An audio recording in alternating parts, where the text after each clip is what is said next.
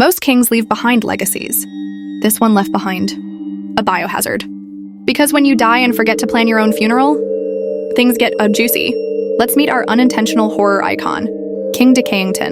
Not his real name, but trust me, it fits.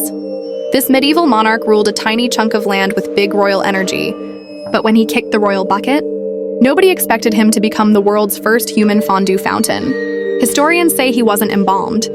No herbs, no spices, not even a please refrigerate after dethroning. So when he died, his body just kept going and dripping. By day 3, the king's royal bed looked like a haunted soup kitchen. Now you'd think the royal staff would immediately get to burying, but nope. They just kind of stood there, debating protocol, holding candles.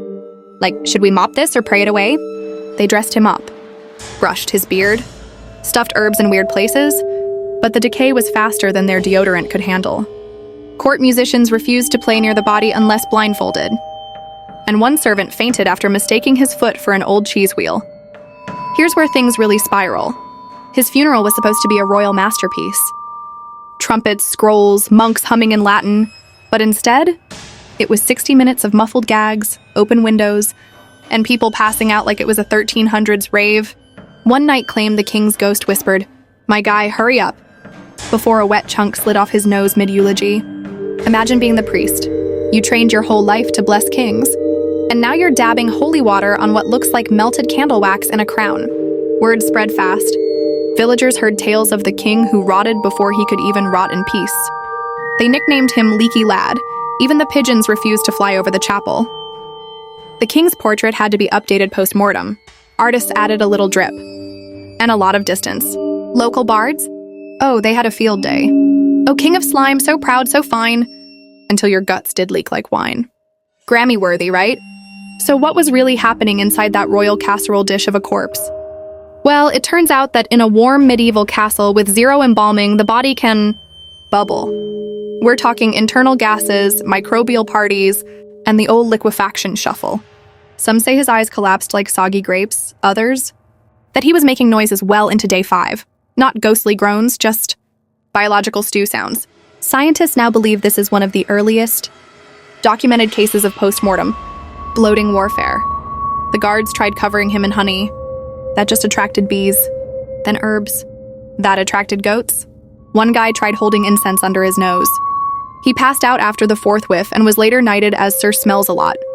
They eventually stuffed the king in a coffin, sealed it with beeswax, and dumped 50 pounds of rosemary on top. And the royal decree read, "Let no man speak of this ever again." So of course we're here now, telling 100,000 strangers on YouTube.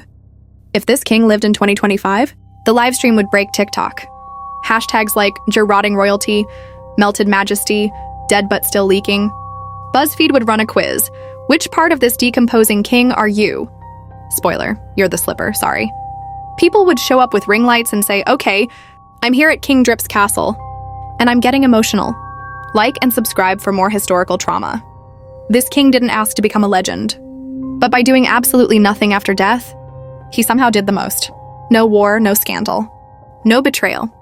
Just a one-man show of bodily chaos. It's one of history's grossest, strangest, most unforgettable achievements. And weirdly, kind of iconic. So what's the lesson? Plan your funeral. Avoid medieval summer decay. And for the love of history, don't become a soup. Hit that like if you now fear death a little differently.